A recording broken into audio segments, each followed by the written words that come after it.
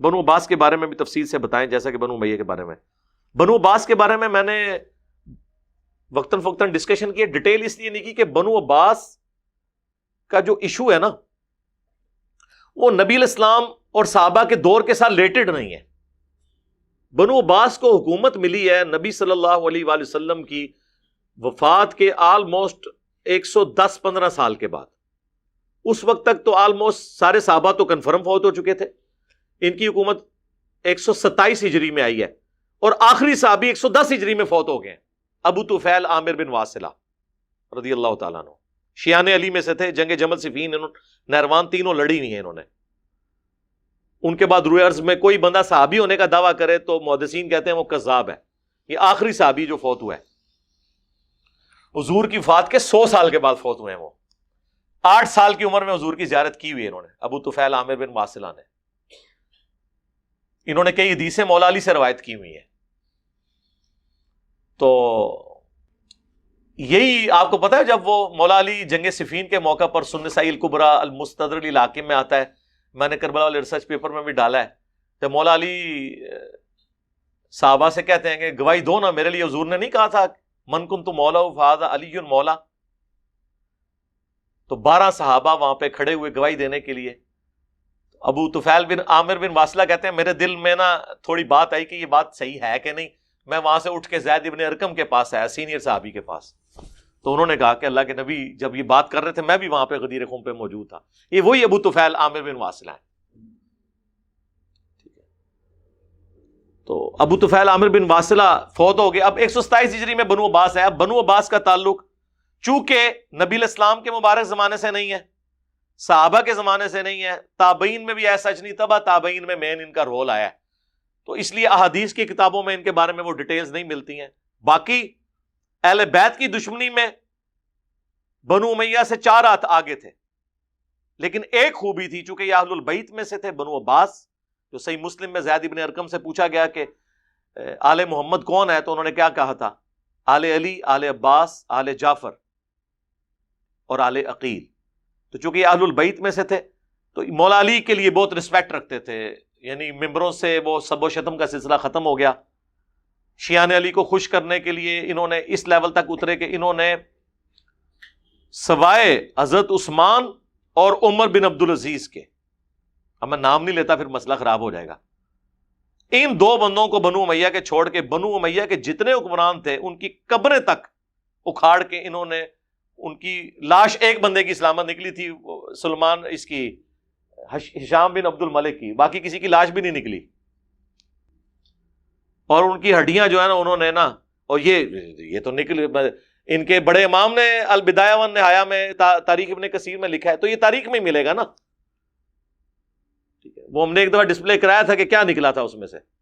تو وہ انہوں نے پھر ان کو آگ لگایا اور اس طریقے سے سارا کچھ. یہ بنو عباس نے غصہ اپنا پورا نکالا. غلط ہے، لاش کی تو کافر کی لاش کی بھی توہین نہیں ہونی چاہیے،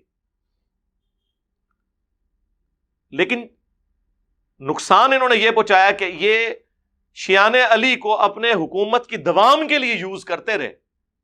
حضرت علی سے عشق شو کیا، ممبروں سے حضرت علی کی تعریفیں بیان ہوئیں، اور اہل بیت کے اماموں کو، پہلے امام جعفر کو، پھر امام موسیٰ کاظم کو، امام علی رضا کو، تو مامون الرشید جب 3 بر اعظموں کا خلیفہ بن چکا تھا بنو عباس کا، ہارون رشید کا بیٹا، اس نے تو اپنا ولی عہد بھی نامزد کر دیا تھا لیکن بعد میں زہر دے کے مروا دیا. جو مشہد میں مزار ہے بہت بڑا امام علی رضا کا، بنو عباس نے سارے اہل البیت کو شہید کیا بعد میں، لیکن ظاہراً وہ ان کا بہت احترام کرتے تھے، ان کو آگے آگے رکھتے تھے ہر مذہبی ایکٹیویٹی میں تاکہ لوگوں سے ہمدردیاں اپنے حق میں حاصل کریں. اسلام کے لیے بھی نہیں تھے. سب سے بڑی تو انہوں نے فقہ حنفی جو ہمارے اوپر تھوپ دی ہے، یہ بنو عباس نہیں تھوپی ہے. یعنی امام حنیفہ نے زہر کا پیالہ پی لیا اور چیف جسٹس کا عہدہ قبول نہیں کیا، اور ان کے شاگرد نے قاضی ابو یوسف نے وہی عہدہ قبول کر لیا امت کے وسیع تر مفاد میں. پھر ڈنڈے کے زور کے اوپر فقہ حنفی انہوں نے نافذ کیا. حضرت امام مالک کے شولڈر انہوں نے توڑوائے ہیں جب جبری طلاق کے خلاف انہوں نے فتویٰ دیا. بنو عباس نے ہی سب کچھ کیا. تو یہ بھی ایک برا ماضی ہے مسلمانوں کا. ہاں دنیاوی طور پہ بہت فتوحات ہوئی، وہ سب کچھ ہوا، بڑی سلطنت پھیل گئی، سب کچھ تھا، لیکن ہے یہ وہی تھا. لیکن بنو امیہ کا ذکر اس لیے ہوتا ہے کہ اس کے افیکٹی صحابہ ہیں، اور وہ احادیث کی کتابوں میں پٹڑی وہاں سے بدلی ہے، اس لیے ان کو زیادہ ڈسکس کیا جاتا ہے. ویسے تو بنو عباس کے بعد پھر سلطنت عثمانیہ کو بھی ہم ڈسکس کر سکتے ہیں، انہوں نے جو کارنامے کیے ہیں. زیادہ شوق ہے تو آپ ترکی والوں کے اپنے ڈرامے دیکھ لیں، میرا سلطان، میں نے تو نہیں دیکھا ہوا لیکن مجھے پتا ہے اس میں وہ سب کچھ جو بتا رہے ہیں اس سے بھی زیادہ برے حالات تھے. 100 کنیزیں انہوں نے اپنے حرم میں ڈالی ہوئی ہوتی تھی. یہ آج قسم کے لوگ تھے، تو اس لیے چھوڑ دیں. تو اس لیے میں نے ان کو موضوع بحث اس لیے نہیں بنایا زیادہ کہ چونکہ احادیث کی کتابوں میں ذکر نہیں ہے ڈائریکٹ صحابہ اور تابعین کے یہ اس طریقے سے قاتل نہیں ہے، تبع تابعین سے ان کا قتل و غارت کا سلسلہ شروع ہے. یہ بات حقیقت ہے کہ 500 سال تک یہ تلوار پھر مسلمانوں پہ مسلط رہی ہے ملوکیت کی شکل میں. بنو امیہ سے تو 100 سال کے اندر ہی جان چھوٹ گئی تھی، لیکن یہ تو 500 سال تک حکمران رہے ہیں.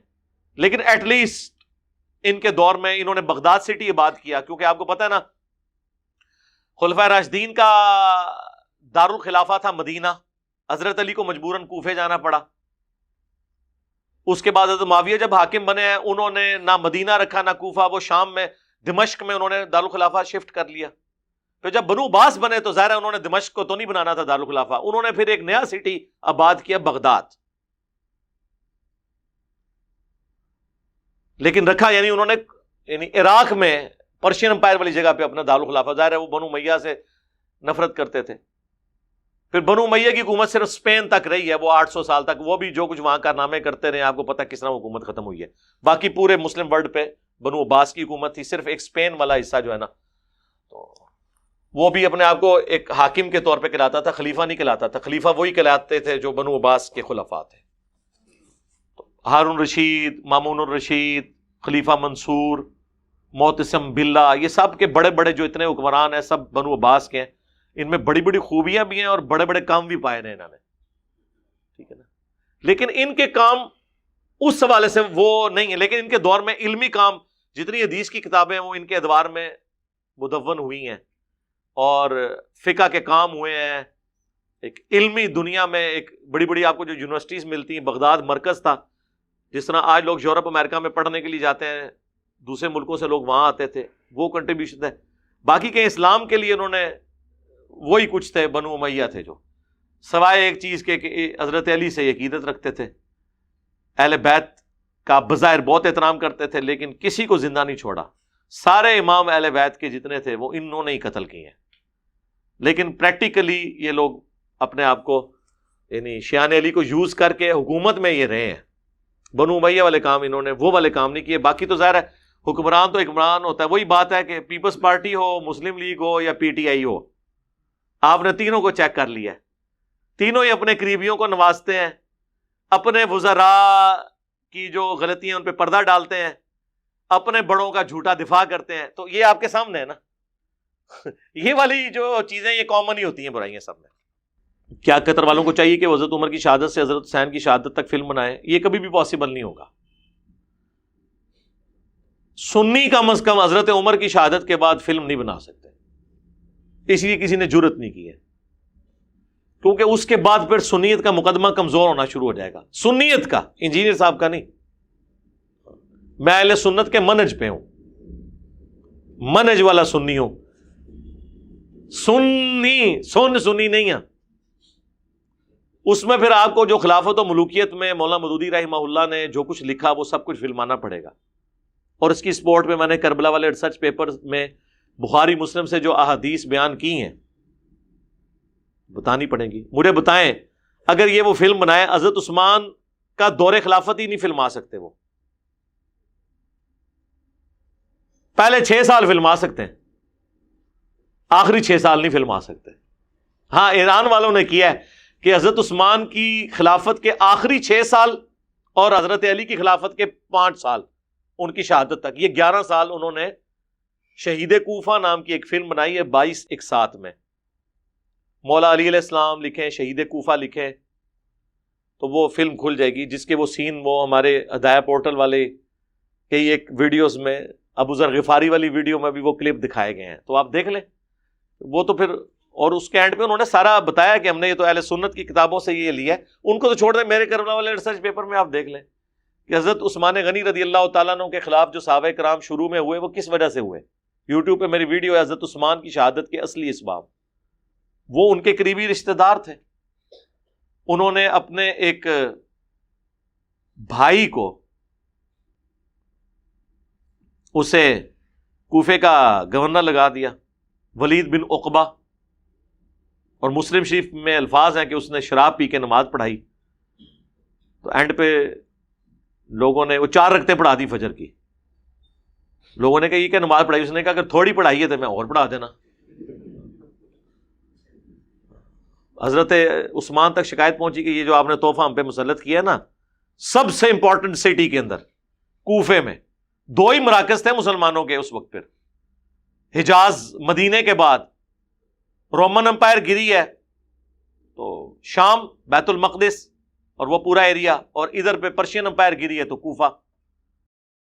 حضرت عمر فاروق رضی اللہ تعالیٰ نے اپنے دور میں اسے فوجی چھاونی ڈکلیئر کیا تھا، وہاں کا گورنر لگا دیا. اب لوگ پھر حضرت عثمان کو شکایتیں لکھ رہے ہیں کہ جی یہ تحفہ اپنا واپس بلائیں. بخاری میں بھی بلکہ حضرت عثمان کے چیپٹر میں یہ حدیث موجود ہے کہ لوگ چیما گوئیاں کر رہے ہیں کہ میرا رشتہ دار ہے تو میں اسے کوڑے نہیں لگواؤں گا، تو میں اس طرح نہیں کروں گا، میں اسے چھوڑوں گا نہیں. اور مسلم شریف میں پوری تفصیل موجود ہے. حضرت علی بیٹھے ہیں، حسن ابن علی بیٹھے ہوئے ہیں، اور عبداللہ بن جعفر بیٹھے ہوئے ہیں. حضرت جعفر طیار حضرت علی کے جو بھائی تھے ان کے بیٹے، یعنی حضرت علی کے بھتیجے. انہی سے پھر حضرت علی نے اپنی بیٹی زینب کا بھی نکاح کیا تھا. یہ وہی زینب ہے جنہوں نے یزید کے دربار میں خطبہ دیا تھا. اور یہ 2 بڑے لاڈلے بیٹے ہیں حضرت علی کے، کیونکہ ان کی ماں کے ساتھ حضرت علی نے نکاح کر لیا تھا جب ان کے خاوند فوت ہوئے. حضرت جعفر کی بیوی تھی اسما بنت امیس، وہ شہید ہوئے غزوہ موتا میں، تو حضرت ابوبکر نے ان سے شادی کی، ان سے محمد بن ابی بکر پیدا ہوئے. پھر حضرت ابوبکر فوت ہوئے تو پھر ان سے شادی کر لی حضرت علی نے، تو محمد بن ابی بکر کی پرورش انہوں نے کی. محمد بن ابی بکر، عبداللہ بن جعفر، یہ دونوں اسما بنت امیس کے بیٹے ہیں. ماں دونوں کی کامن ہے، باپ الگ ہے. ایک کا باپ ابوبکر ہے، دوسرے کا حضرت جعفر ہے رضی اللہ عنہما وعلیہم السلام. تو حضرت عثمان نے کہا کہ علی کوڑے لگاؤ اسے. حضرت علی نے کہا حسن، صحیح مسلم کے الفاظ ہیں، کوڑے لگاؤ. حضرت حسن نے کہا کہ جو اس کی میٹھی کھاتا ہے نا وہی کڑوی بھی چکھے. بڑے سخت الفاظ تھے کہ ہم کیوں لگائیں، یعنی جو میٹھی کھاتا ہے. یعنی حضرت عثمان خود اس طرح کے لوگوں کو گورنر لگاتے ہیں، اور جب ان کو سزا دینے کی باری آئی تو ہمیں آگے کرنے ہیں. تو اس وقت تو قبائلی تعصب تھا، یہ بنو امیہ سے ہیں، ہم بنو ہاشم سے ہیں، تو ہم کیوں دشمنی مول لیں. حضرت حسن نے اپنے باپ کی بات نہیں مانی. اس سے آپ ریونج کا اندازہ لگائیں اس وقت کتنا تھا. پھر عبداللہ سے کہا تو وہ کھڑے ہوئے، انہوں نے 40 کوڑے لگائے اور کہا کہ اللہ کے نبی علیہ السلام 40 لگاتے تھے اور حضرت عمر 80 لگواتے تھے. مجھے دونوں محبوب ہیں لیکن میں 40 پہ اکتفا کرتا ہوں. ویسے میرے صاحب 80 لگوانے چاہیے تھے سب. تو اس طرح کی چیزیں یہ کس طرح فلم آ سکتا ہے کوئی؟ پھر کہاں تک بات جائے گی؟ حضرت عثمان کا محاصرہ کرنے والے کئی ایسے اصحاب ہیں جو صلح حدیبیہ کے اصحاب ہیں. تبھی تو صحیح بخاری میں آتا ہے 695 نمبر حدیث، جب لوگوں نے آگے پوچھا کہ مدینے پر فتنے کے امام کا قبضہ ہے، ہم نماز ان کے پیچھے پڑھ لیں، تو حضرت عثمان نے کہا نیکی کے کاموں میں ان کا ساتھ دو، برائی میں الگ رہو. تو حضرت عثمان کو پتا تھا یہ مسلمان ہیں جو مسجد نبوی میں قابض ہوئے ہیں اور مجھے معصور کر دیا. تو حضرت عثمان کی شہادت کے اصلی اسباب میری ایک ویڈیو ہے، حضرت عثمان شہید کیوں ہوئے اس نام سے. ڈاکٹر سار کی تصویر لگی ہوئی ہے اس میں، مولانا مودودی کی لگی ہوئی ہے، میری لگی ہوئی ہے، یہ بتانے کے لیے کہ ڈاکٹر سرار صاحب کی یہ فیلڈ ہی نہیں تھی. انہوں نے خام خواہ مودودی صاحب کے بارے میں سٹیٹمنٹ دے دی کہ انہوں نے خلافت و ملوکیت میں حضرت عثمان کے بارے میں جو کچھ لکھا میں اس سے ایگری نہیں کرتا. تو آپ کے ایگری کرنے سے تاریخ تو نہیں بدل جانی ہے، حدیث کی کتابیں تو نہیں بدل جانی ہیں. اگر کوئی کبوتر آنکھیں بند کر لے تو بلی تو غائب نہیں ہونے کی. ہاں وہ اپنے آپ کو خوش کر لے کہ بلی مجھے نظر نہیں آ رہی. تو اس لیے میرے بھائی یہ فلم نہیں بن سکتی. جو بنائے گا نا اسے وہ رافضی ڈکلیئر کر دیں گے. اس لیے ٹھیک ہے حضرت عثمان کی شہادت تک ہی رکھیں. اس فلم کے اندر بھی انہوں نے کئی ایک سین چھوڑ دیے. مثلا میرے نزدیک سب سے بڑا جو انہوں نے کام ڈالا ہے نا اس فلم میں، حالانکہ میں سب سے زیادہ پروموٹ کر رہا ہوں عمر سیریز کو، غزوہ خیبر انہوں نے فلمایا ہی نہیں ہے. کیا تھا، ایک دو سین ڈال لیتے. اگر خندق میں ابن عبد الود کا قتل حضرت علی کے ہاتھوں انہوں نے دکھا دیا تو خیبر میں مرہب کا قتل دکھا دیتے، 10 منٹ کی ویڈیو ایڈ ہونی تھی. غدیر خم کا خطبہ دکھایا ہی کوئی نہیں. حجۃ الوداع کا خطبہ پھر بھی انہوں نے پریزنٹ کیا، غدیر خم کا دکھایا ہی نہیں ہے. تو ڈنڈی تو اس میں بھی ماری ہوئی ہے. اور سقیفہ بنی ساعدہ والا بھی جو کچھ دکھایا ہے وہ بھی فراڈ ہے، اس طریقے سے نہیں ہوا جس طرح انہوں نے دکھایا ہے. کچھ ٹھیک ہے، کچھ غلط بھی ہے. تو یہ جو فلم بنائی ہے اس میں بھی انہوں نے ظاہر ہے وہ سنیت کا مقدمہ انہوں نے پیش کیا نا، اسلام کا مقدمہ پیش کرنا چاہیے تھا. بہرحال اس میں بھی بہت کچھ ہے، جو انہوں نے بتا دیا وہ بھی بہت ہے. یعنی جب حضرت علی کے پاس ابو سفیان آتا ہے کہ جی ایک چھوٹے قبیلے کا بندے کو خلیفہ چن لیا ابو بکر کو، تو تم میرے ساتھ آؤ، میں مدینے کو پیادوں سے اور سواروں سے بھر دوں گا، تم خلافت کے حقدار ہو. تو ابو سفیان کو ڈانٹ دیا مولا علی نے اور کہا کہ جب تو مسلمان نہیں تھا اس وقت بھی دشمن اور اسلام کی عادت میں بھی دشمنی کر رہا ہے. یہ انہوں نے فلمایا. یہ بھی فلمایا کہ جب حضرت عمر سے لوگ ملنے آتے ہیں تو ابو سفیان بار کتنی دیر انتظار کرتا ہے اور کہتا ہے میں تو مکے کا سردار تھا، مجھے کیوں نہیں مل رہا. تو حضرت عمر ان لوگوں کو مل رہے تھے جو شروع میں مسلمان ہوئے تھے، وہ ان کے نزدیک تو کمی کمین تھے. وہ غصہ کھا گیا. لیکن حضرت عمر نے کہا نہیں، جو اسلام میں پہل کیے ہوئے ہیں وہ پہلے ہیں، یہ تو نہیں کوئی سردار ہے تو اب ادھر بھی مزے لوٹے اور ادھر بھی آ کے. یہ بھی انہوں نے فلمایا ہے. جب شام فتح ہوتا ہے تو وہاں پہ سہیل ابن عمرو کے سامنے ابو سفیان کہتا ہے کہ پہلے یہ لوگ ہمارے بادشاہ تھے، اب ہم یہاں کے بادشاہ ہیں. تو کہتے ہیں نہیں، اللہ کے نبی کو اللہ نے بادشاہ بنا کے نہیں بھیجا. ٹھیک ہے، تو وہ والا جو معاملہ، اس طرح کے سارے سین انہوں نے فلمائے ہیں، چھوڑا کچھ نہیں ہے، لیکن کچھ چیزیں چھوڑ بھی دی. حضرت علی کی شہادت کی وجہ کیا تھی؟ حضرت علی کی شہادت کی وجہ خوارج تھے. خوارج کو بڑا غصہ تھا حضرت علی پہ. 3 خارجی تھے، انہوں نے آپس میں یہ طے کیا تھا کہ 3 بندے ایکسز آف ایول ہیں، نعوذ باللہ. حضرت علی، حضرت معاویہ، عمرو بن عاص، تینوں کے لیے بندوں کی ڈیوٹیاں لگیں. حضرت معاویہ تو اس دن فجر کے لیے گھر سے نکلے ہی نہیں، اور عمرو بن عاص زخمی ہوئے، وہ بچ گئے، اتنا زخم نہیں لگا. حضرت علی شہید ہو گئے، خارجیوں نے آپ کو شہید کیا تھا. اور لیکن کچھ دن آپ سلامت رہے ہیں، فوراً نہیں شہید ہوئے، ہوش میں تھے. ساتھیوں نے کہا ہم اس کا پورا گھر جلا دیں گے، پوری فیملی ختم کر دیں گے. حضرت علی نے کہا نہیں، اگر میں شہید ہو گیا اس زخم سے تو میرے بدلے اسی کو قتل کرنا، اور اگر میں بچ گیا تو پھر میری مرضی، میں سے معاف کروں جو بھی مسئلہ ہے. اس کو بڑے آرام سے کھانا کھلایا، آرام سے رکھا. سر یہ حضرت علی کا حوصلہ ہے. اور مجموع الزوائد کے اندر المستدرک للحاکم میں یہ حدیث موجود ہے. حضرت علی خطبے میں کہتے ہیں کہ مجھے نبی الاسلام نے فرمایا تھا کہ اے علی، ایک شخص جو ہے وہ تیرے سر کے خون سے تیری داڑھی کو رنگ دے گا.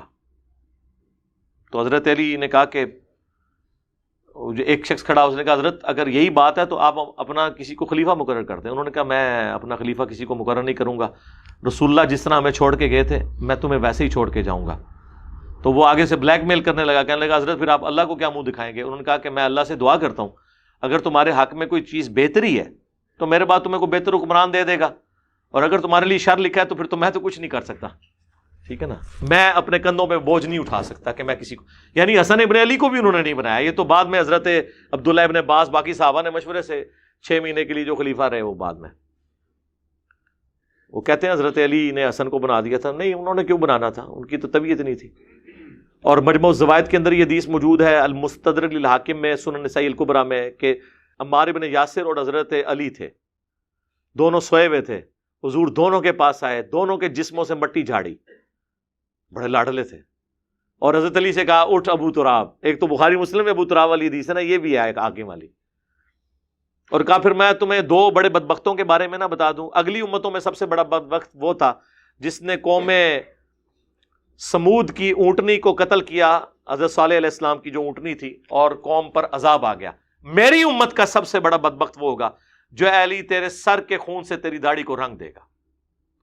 تو قوم سمود کی اونٹنی قتل کرنے پہ قوم سمود پہ عذاب آیا، مولا علی کو قتل کرنے پہ، مولا علی کو تکلیفیں دینے پہ اس امت پہ ایسا عذاب آیا کہ دوبارہ خلافت راشدہ قائم ہی نہیں ہو سکی. اب امام مہدی والا معاملہ ایک ایکسٹرا آرڈنری ہے وہ ایک الگ بات ہے. اس سنگ آستاں پہ جبین نیاز ہے، اس سنگ آستاں پہ جبین نیاز ہے. واللہ کیا نماز ہماری نماز ہے. ہر آئینے کے پردے میں آئینہ ساز ہے. ہر آئینے کے پردے میں آئینہ ساز ہے. وہ خاک آستاں گے تیری خاک